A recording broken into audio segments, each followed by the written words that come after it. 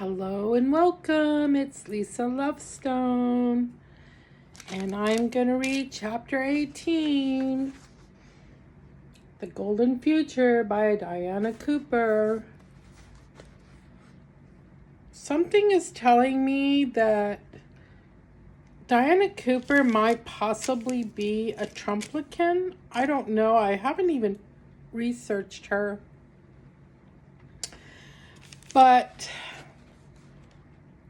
the ideas of this stuff is a lot like Christianity, what they used to teach back in the 70s and 80s.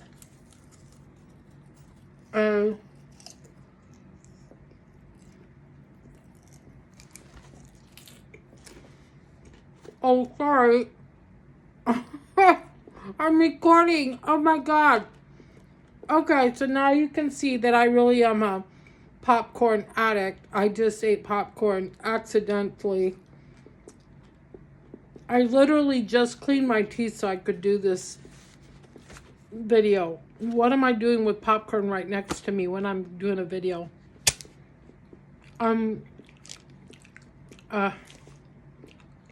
Blooper, right? Anyway, so I don't know. It feels familiar, like when I was, being indoctrinated into as a child or as a young adult, as in Christianity. It just feels like a lot of that indoctrination, the same kind of story, just a different kind of story, a different concept, but it's really the same thing in a lot of ways. So I've been saying that, I think, throughout this whole process, that there's a lot about this I just don't agree with. It's the familiarity about indoctrination. I think we need to be really careful about letting anybody or any book try to indoctrinate us. So I think the visualization is wonderful. Visualization is good. Okay, and I do a lot of visualization with this book and with Bashar. So it's good. Visualization really helps with growth. So and helps elevate your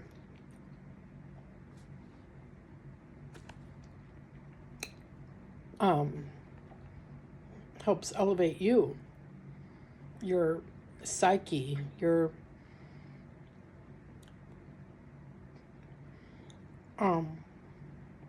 mental self. So anyway, okay, so yes, raises your vibration as well. Okay, I'm sorry that my lights do that. I tried to fix this. I guess that's better, right? I just need them down here a little bit so there's some light on my book.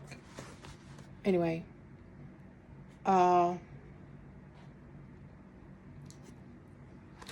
didn't read last night because I went to a comedy show and it ended at like 10. And then I did not feed my kitties yesterday, and I was like, I need to feed my kitties.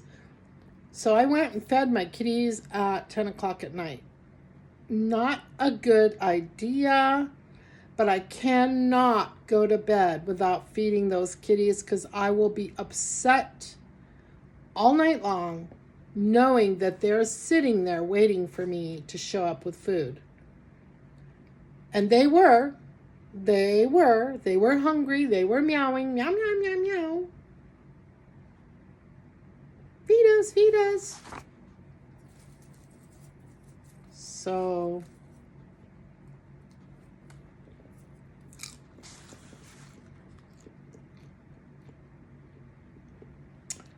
yeah. So when I got home, I went to bed. There was none of this reading stuff.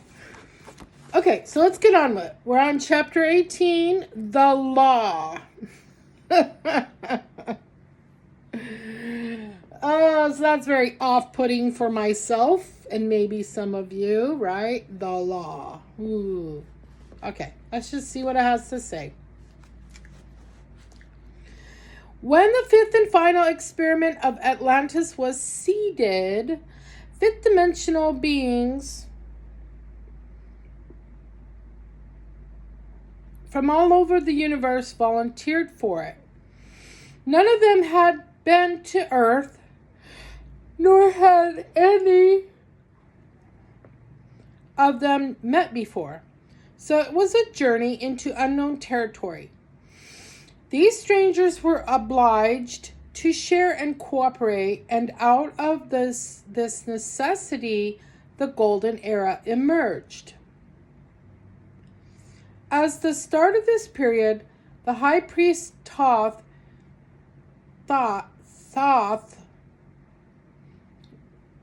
T-H-O-T-H, Thoth, laid down the spiritual laws for the citizens to live by. See, we don't need laws if our vibration is elevated, because we're living in a space where we have unconditional love for each other. And I thought this said in a previous chapter we wouldn't need laws.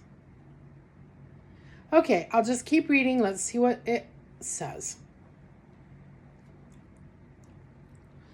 Lay down the law.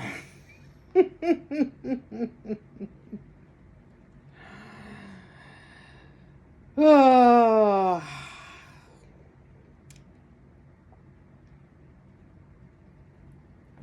Okay.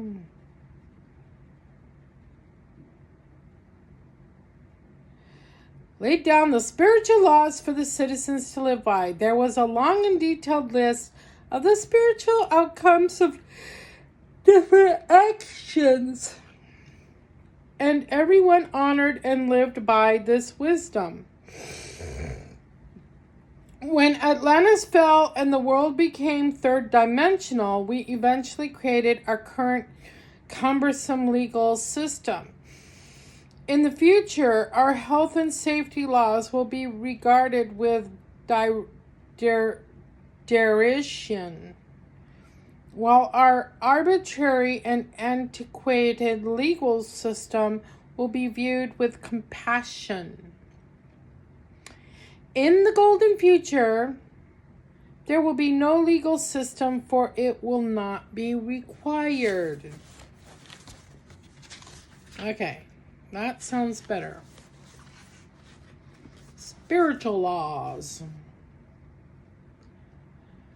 When the great illuminated Master Jesus Christ incarnated, he simplified Thoth's spiritual laws into 33 laws plus 3 transcendent ones. These spiritual laws were divided into 4 types.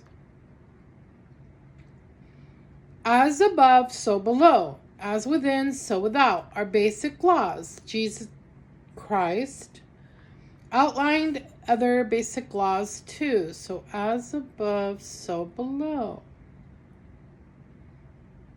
As within, so without.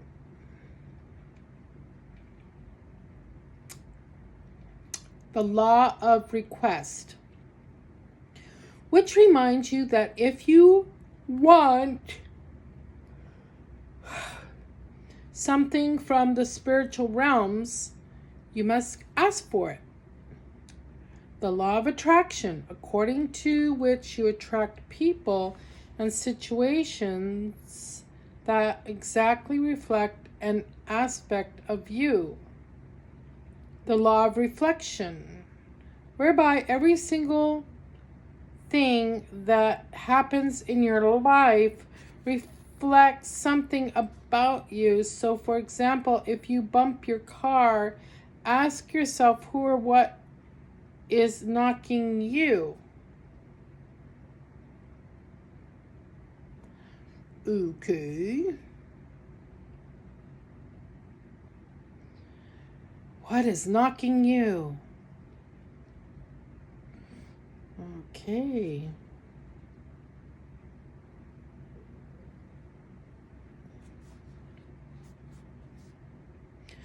The law of resistance, whereby whatever you resist persists because you are energizing it with your thoughts. That's kind of like what Bashar said, something along that very line.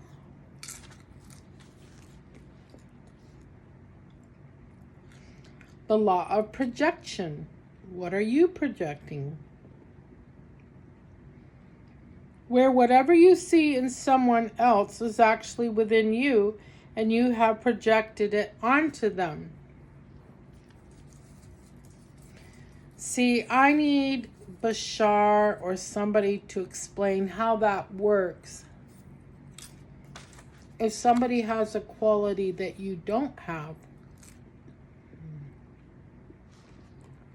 that you see it as not good. But I'm not projecting that quality onto them. It's the quality they have. Well, I need somebody to sort that out for me. Yeah, I know I'm eating popcorn. It's right here next to me, so there's nothing I can do about it.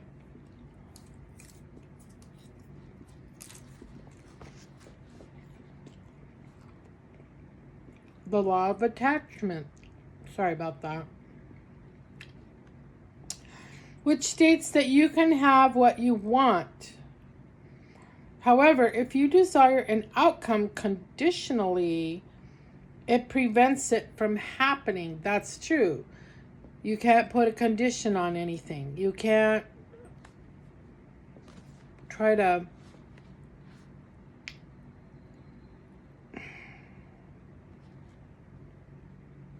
not one of them nights when I can't think of words. You can't try to control it. You gotta let it happen as it happens when it happens. So, the law of attachment, which states that you can have what you want. However, if you desire an outcome conditionally, it prevents it from happening. The minute you let go, which is exactly what Bashar said, that person or situation is free to come to you or leave your life for your highest good. What are you hanging on to? Right? If there's something about you that you don't want there, it's not going to go anywhere. You have to embrace it and accept it for what it is, and that it's a part of you. And then it's free to come or go, but whatever is for your highest good. So if it's not meant to be there, it will go away. But you have to embrace it first.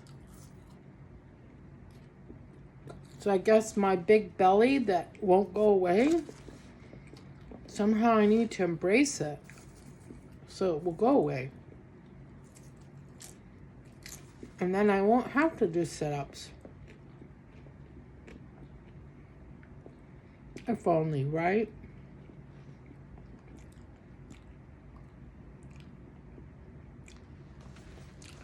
The laws of creation. The second group of spiritual laws include the law of attention, which states that to the exact percentage you truly give your attention to something, it manifests. Positive thoughts have a more powerful charge than negative ones. So whatever you give your attention to, it manifests.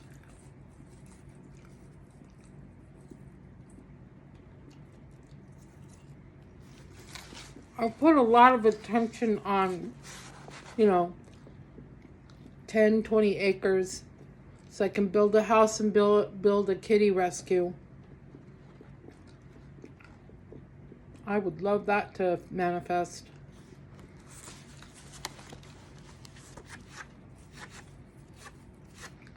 The law of flow, which affects every area of your life. So if you declutter your home or workplace, stuck situations shift. Similarly, if you release clogged emotions or blocked thoughts, areas of your life clear.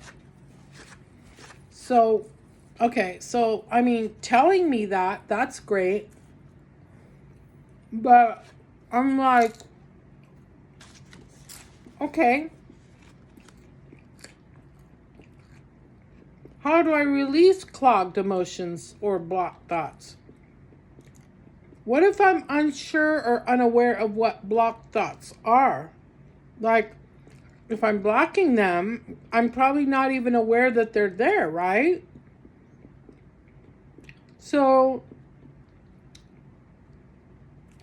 that's part of visualization and meditation. You gotta get comfortable. And I should probably do a self-guided meditation with some visualization, right? Making these videos takes a long time because I'm using my phone. And my phone doesn't have a lot of room. I'm constantly having to delete shit. Like, it took me 2 days to download the last video I did. Or upload it. So, that's why I'm not putting out as much videos as I'd really like to. Because it takes so fucking long to upload it onto YouTube. Where I know it will always be there because I have to delete them off my phone. So, I gotta put them somewhere.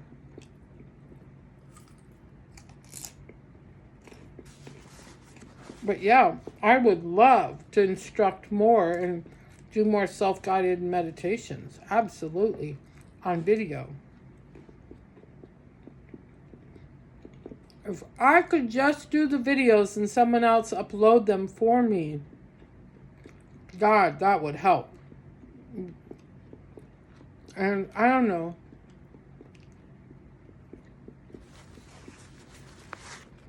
Maybe that's why I'm starting to date somebody. Maybe he will help me.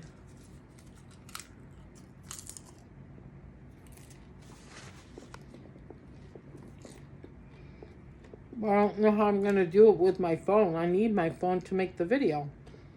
I can't give it to him to upload videos. Huh. I don't know.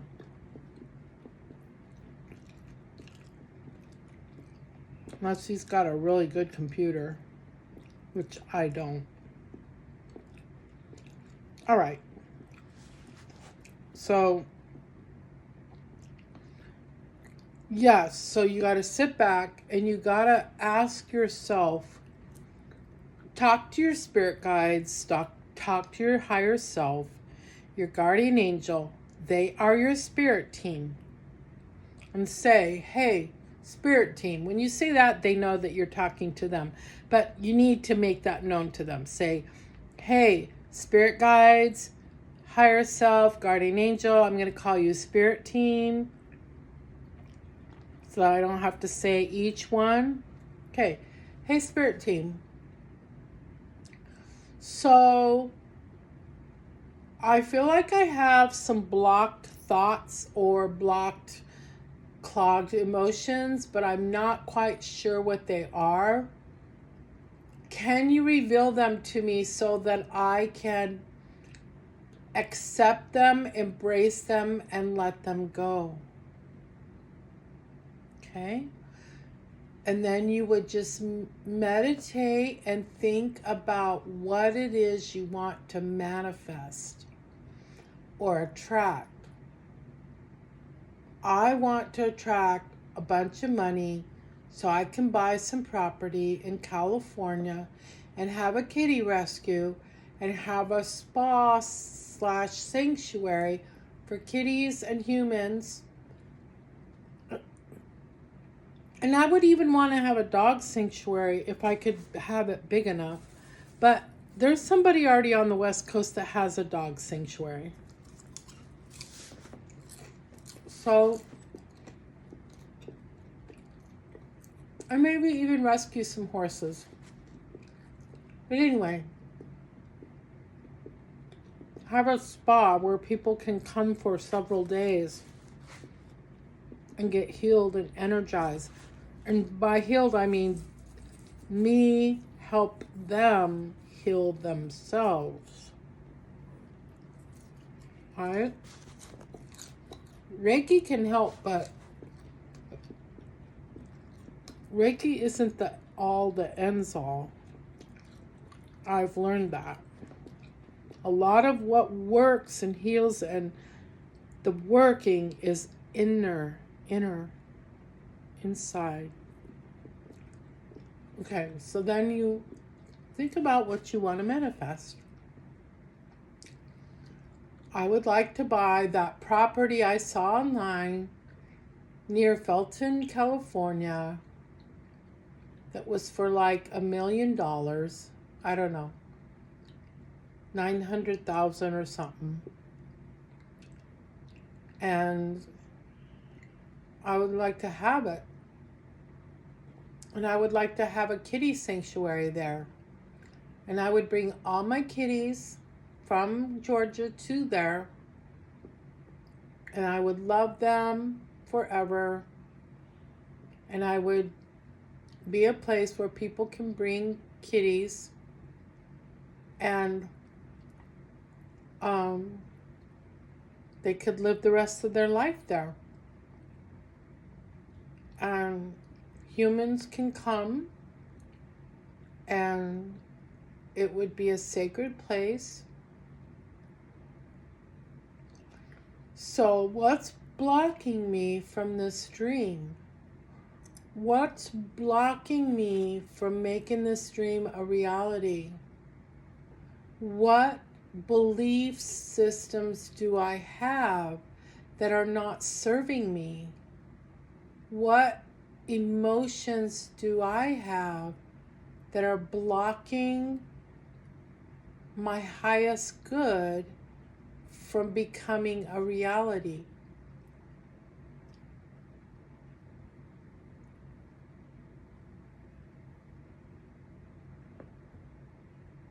Okay? And then just give it some time and see what pops into your mind. What pops up? And don't say, no, it's not that. Don't do that. Don't do that, because that's probably what it is right there. I'm a popcorn addict and I'm not going to apologize for it. I went to the Greek festival and I had lamb. I haven't had lamb in a long time, and if you watch any of my videos, you know that I'm having a hard time digesting meat. But right, so I'm on my way to becoming a vegetarian, yes. But I'm not there yet.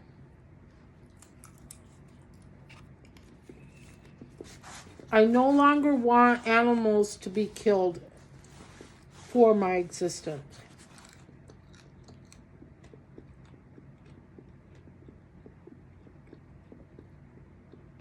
So, but I do still want to eat shrimp and not oysters, scallops. Anyway, okay. So, the law of flow. If you release clogged emotions or blocked thoughts, areas of your life will clear. The law of abundance, which explains that everything you need is available to you and the benign universe wants you to have your heart's desire. And Bashar says that the law of abundance is you have exactly what you need exactly when you need it. And that is abundance. Abundance isn't $10 million in your bank account. Abundance isn't $1 million home. Abundance is the true, non-greedy, non-selfish definition of abundance is having what you need when you need it. That's abundance. Because I have needed things and didn't have it. I have. A lot of people never know what that's like.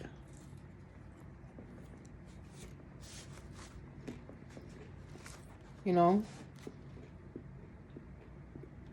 I was a single mom. We scraped by. And when my son was a teenager, I was a physically disabled single mom. Scraping by.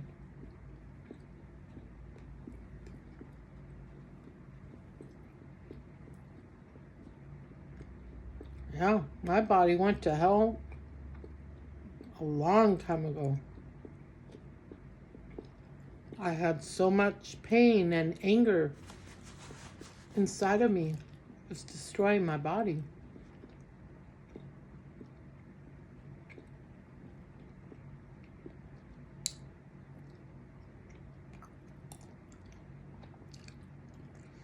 So, which explains that everything you need is available to you and the benign universe wants you to have your heart's desire.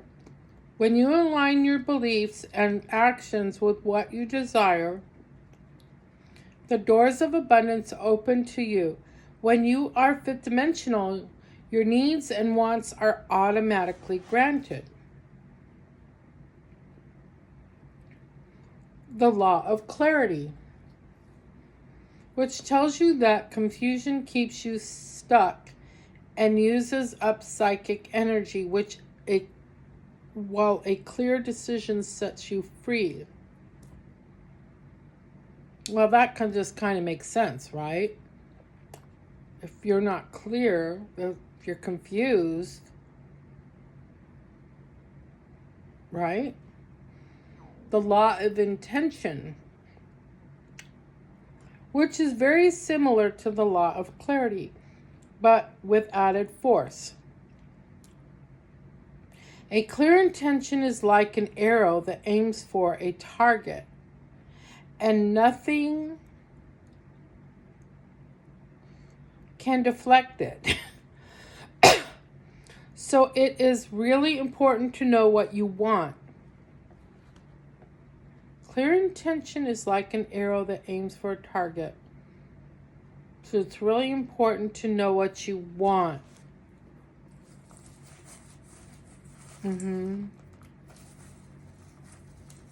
I'm clear about things.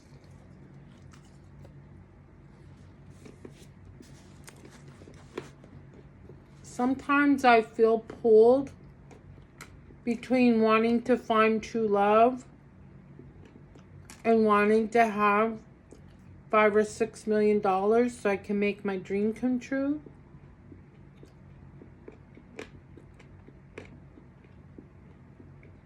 But then one day I was like, but surely I can have both. Why not?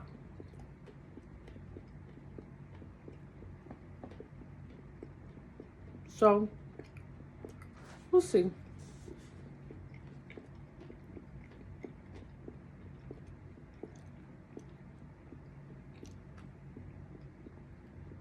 Okay.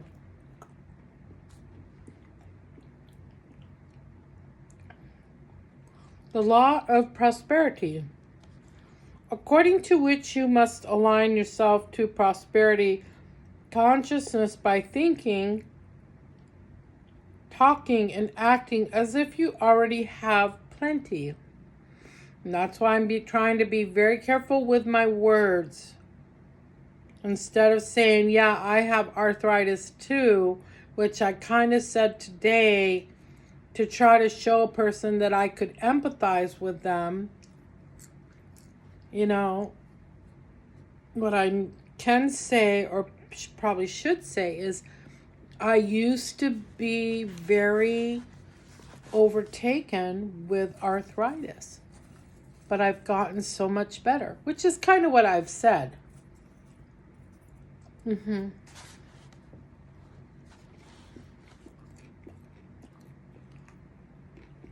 But I want to just kind of forget about the arthritis and leave it behind me and just no longer have pain, and my knees not hurt anymore. My jaw's not hurt anymore. My shoulders not hurt anymore.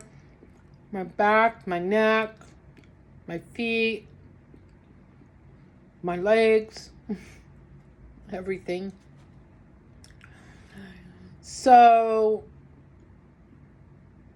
yeah, that's my goal, is to be pain-free and have no more issues with arthritis.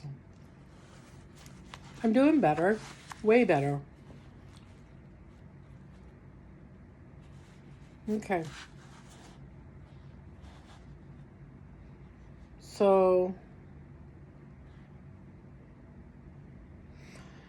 thinking, talking, and acting as if you already have plenty. So, yeah. So I do. I say, I have an abundance of food in my refrigerator, and that's an absolute truth. My cupboards are full. I have an abundance of clothes. I have all the makeup I need. I don't wear that much, and sometimes I don't wear any. I have a home that's warm when I need it to be and is cooled off when I need it to be. I have electricity, right? I have a phone that works, an iPhone even. I had money to buy this book. I was able to buy it when I wanted to buy it. I bought it. That's pretty abundant. I have a Subaru car, Subaruba. Yeah, it's running really good now. And people donate money to me, and my kitties have not gone hungry one day since I've had them, since I've been their colony keeper. I've always had enough donations to go buy kitty food. I started out buying the kitty food out of my own pocket. But no, I'll let other people who have more money than me, they can buy the kitty food.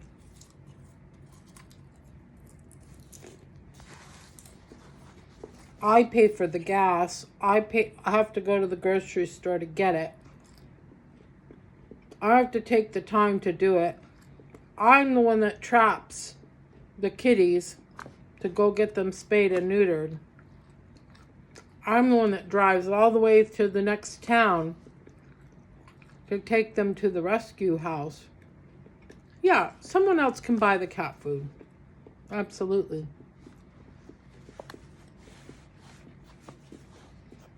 But I have an abundance. I have a lot of Oracle card decks. I remember when I only had like 3 or 4.